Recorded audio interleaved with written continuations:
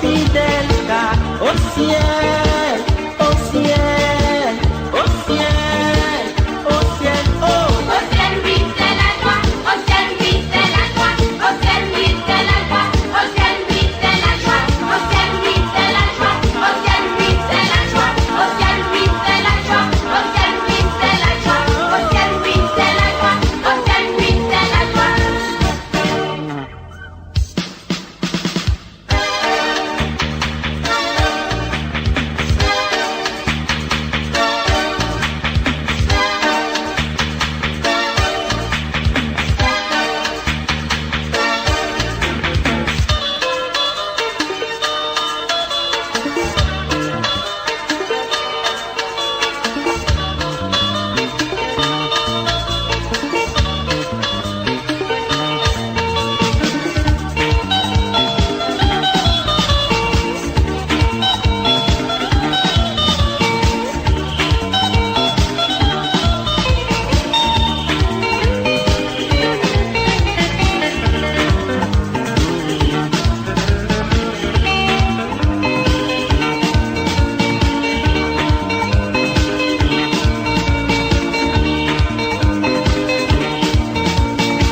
Jésus a dit qu'au ciel, c'est la joie.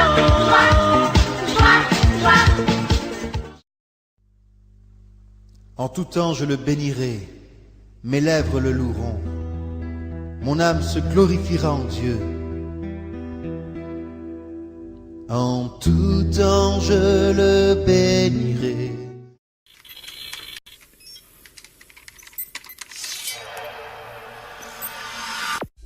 Puisque l'approche scientifique ne permet pas de trancher la question, il faut se tourner vers d'autres indices pour trouver la réponse. Le premier signe est en rapport avec la Bible. Pour beaucoup de gens, ce best-seller mondial numéro 1 est juste un livre religieux parmi d'autres.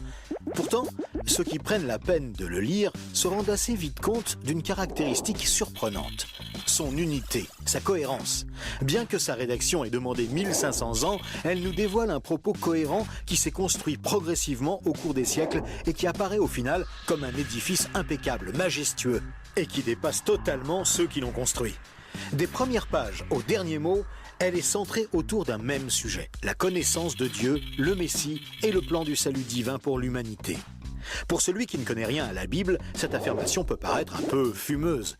Pour lui, c'est juste des mots, des concepts abstraits, de la spiritualité, sans rapport avec le monde réel. Mais pour celui qui la lit et cherche un peu, l'évidence devient de plus en plus écrasante que quelqu'un, derrière ce livre, au travers de centaines d'épisodes, de miracles, de prophéties et d'événements surnaturels, quelqu'un a construit un message qui nous est adressé. Par exemple, Moïse expose clairement la base de la relation avec Dieu et annonce la venue du Messie. 5 siècles plus tard, David, parmi d'autres, prophétise les détails de la crucifixion tout en engendrant les ancêtres de Jésus. 300 ans plus tard, c'est l'œuvre monumentale d'Ésaïe qui complète de façon saisissante le portrait du Messie, annonce son sacrifice, sa résurrection et la future restauration mondiale. Et c'est comme cela tout au long des 66 livres de la Bible, avec des centaines de détails et révélations surnaturelles. Et cela pose une vraie question. Comment cette quarantaine d'auteurs tellement différents, Moïse, David, Salomon, Ésaïe, Daniel ou Jésus, qui a accompli des dizaines de prophéties par le seul fait d'exister, comment peuvent-ils parler d'une seule voix et aborder chacun une facette du même message ? Sans se connaître, ils se confirment mutuellement et construisent le même tableau, un seul tableau immense et qui les dépasse totalement. C'est complètement incompréhensible et impossible à réaliser. Ils ont été chefs d'État, bergers, prophètes ou apôtres. Ils ne se sont jamais connus, ont vécu à des siècles d'écart et sont pourtant en parfaite unité, centrés exactement autour du même sujet. Impossible, n'est-ce pas ? Et c'est un cas totalement unique. Ni le Coran, qui ne s'appuie que sur un seul homme, sans antécédent, ni aucune confirmation postérieure, ni les écrits hindous, truffés de récits légendaires, ni aucun texte religieux de l'Antiquité n'a ce caractère unique. La Bible seule comporte cette sorte de filigrane attestant de sa véritable origine. Le second signe est lui aussi au cœur des passions les plus extrêmes. Il s'agit du peuple juif. Étrangement, le simple fait de parler d'Israël déchaîne des réactions quasi irrationnelles. Certains veulent son extermination, alors que d'autres le voient comme le paradis sur terre. Mais si on veut bien rester calme et juste considérer les faits, l'histoire, il y a pourtant de quoi s'interroger sérieusement. Comment ce peuple, haï depuis toujours, déporté une première fois, puis revenu sur sa terre il y a 24 siècles, puis déporté à nouveau et dispersé dans le monde entier pendant 17 siècles, comment a-t-il pu survivre? Et comment est-il demeuré un peuple distinct? Aucun autre peuple n'a jamais connu une telle trajectoire, défiant toutes les lois historiques. Comment a-t-il pu reformer un État et même se remettre à parler son ancienne langue? Ça n'est jamais arrivé à aucun autre peuple. Il y a 25 siècles, le prophète Ésaïe posait une question étrange. Un pays peut-il naître en un jour? Ça ne s'est jamais produit, sauf pour la nation d'Israël, qui est née en un seul jour, le 15 mai 1948. Et cela, à peine 3 ans après la fin de la guerre et la solution finale mise sur pied par Hitler pour les exterminer. Et ce n'est pas tout. Le lendemain, Israël était attaqué par les armées de 4 pays arabes supérieurs en nombre et en armement, et il a pourtant gagné la guerre. Des soldats ont même raconté avoir assisté à des interventions surnaturelles. Étrange, non? Par la suite, malgré le rideau de fer, des milliers ont émigré de l'ex-URSS, accomplissant une antique prophétie qui mentionnait le retour des Juifs depuis le pays du Nord. Si on considère sa contribution à la science, les Juifs ont remporté 20% des prix Nobel, alors qu'ils ne sont que 0,2% de la population mondiale. Comment est-ce possible? 150 ans avant, ce n'était qu'un pays désolé, entièrement livré à la mauvaise herbe. Et aujourd'hui, on en parle comme d'un miracle d'agriculture. Ésaïe avait prédit que même le désert refleurirait. Et on trouve aujourd'hui des cultures jusque dans le Negev. Interrogé par le roi de Prusse, Frédéric II, qui lui demandait une preuve de l'existence de Dieu, son chapelain lui avait répondu « Les Juifs, sire, les Juifs ». Et d'où vient la première religion mondiale? De Jésus, un juif, dont l'enseignement, la mort et la résurrection continuent à impacter en profondeur la société humaine. Évidemment, ce peuple est loin d'être un modèle, et il a souvent sombré dans la corruption. Mais la Bible déclare que Dieu en a fait un signe parmi les nations. Qui pourrait dire le contraire? Pour terminer ce bref survol, une considération d'ordre moral. Encore un sujet tabou et pourtant... La Bible présente le bien et le mal comme des valeurs absolues, des valeurs extérieures à l'homme, qui les perçoit cependant par le moyen de sa conscience. Au contraire, la vision matérialiste de l'homme affirme que le bien et le mal sont des notions culturelles, relatives, résultant d'un long processus évolutif de l'être humain. Pourtant, tout le monde considère certaines valeurs morales comme supérieures à tout le reste.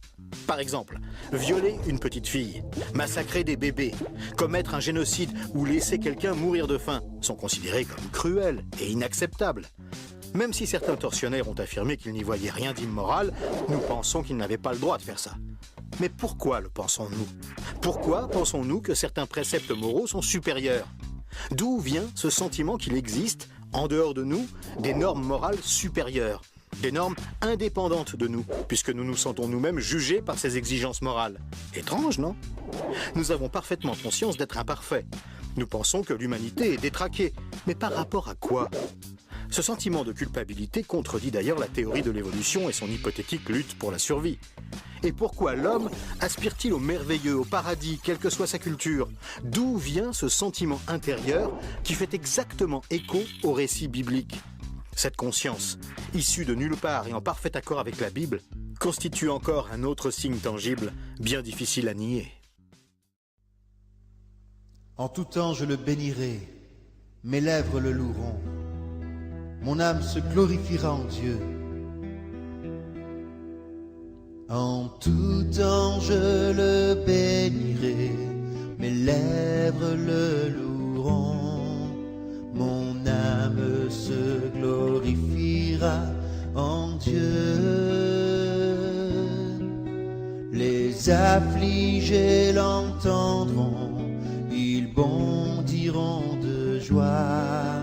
D'un même cœur, élevons le Seigneur. Oh, glorifions son nom ensemble à jamais. Quand j'ai crié vers lui, il a chassé toutes mes frayeurs. Oh, glorifions son nom ensemble à jamais, que ma louange élève le Seigneur. car l'ange de l'Éternel est près de tous les siens pour les sauver et les délivrer du mal. Le lion connaît la disette, le juste est rassasié. Oui, c'est avec raison que nous l'aimons. Oh, glorifions son nom ensemble à jamais. Quand j'ai crié vers lui, il a chassé toutes mes frayeurs. Oh, glorifions son nom ensemble à jamais. Que ma louange élève le Seigneur. Venez mes fils, écoutez-moi, si vous aimez la vie, gardez vos lèvres de la tromperie. Pratiquez le bien chaque jour et poursuivez la paix. Et le Seigneur écoutera vos cris. Oh, glorifions son nom ensemble à jamais. Quand j'ai crié vers lui, il a chassé toutes mes frayeurs. Oh, glorifions son nom ensemble à jamais. Que ma louange élève le Seigneur. Que ma louange élève le Seigneur.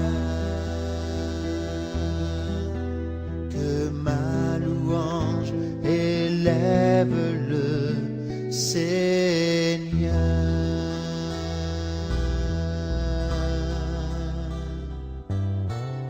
Ô Seigneur, plonge-moi dans ta rivière d'amour. Plonge-moi dans ta rivière d'amour. Plonge mon esprit dans les profondeurs de ta joie. Inonde le désert de mon âme par la douce pluie du ciel. Plonge-moi dans ta rivière d'amour. Plonge mon esprit dans les profondeurs de ta joie. Inonde le désert de mon âme par la douce pluie du ciel. Mon âme est rafraîchie quand ton onction m'envahit. Je suis restauré, guéri quand ton onction m'envahit. Plonge-moi dans ta rivière d'amour. Plonge mon esprit dans les profondeurs de ta joie. Inonde.